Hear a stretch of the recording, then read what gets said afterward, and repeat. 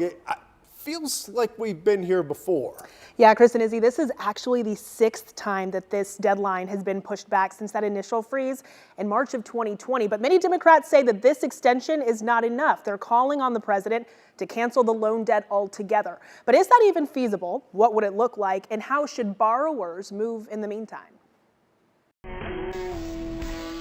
In 2022, nothing is safe from a social media joke, especially not the student loan conversation. It's significant, and get off TikTok. Kathy DeWitt-Dunn is a financial advisor in North Texas. This was not free money. This money is money that has to be repaid. She says if you can, this is a great time to pay it while interest is not incurring. If you can't, this is a good time to prepare. Now is really the time for you to refocus on your financial future and get a plan in place to address this. Of course, many hope to see the federal student loan debt canceled.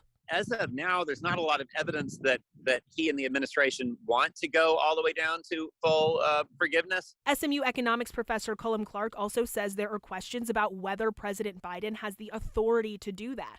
There's also the issue of $1.6 trillion owed just poof, disappearing. That sort of would be a kind of fantasy economics that doesn't exist in the real world. He says it would lead to an even larger budget deficit. I don't really think there's a future where you can make the all of the people who owe the $1.6 trillion better off by $1.6 trillion and not have anyone else worse off. And if the loans aren't canceled, the extensions stop, and borrowers who are used to this break just don't pay, experts say they'll be worse off by way of bad credit. Everything is going to become much more expensive for you later down the road, whether it's a house, a car, credit cards. And that is not a joke. So economists I spoke with today were not surprised that the loan repayments were pushed back. What did surprise them today is the announcement that people who had defaulted on their loans and were already really facing some financial repercussions before the pandemic were essentially given a clean slate today. So when payments start back up, those nearly 7 million Americans will be in good standing.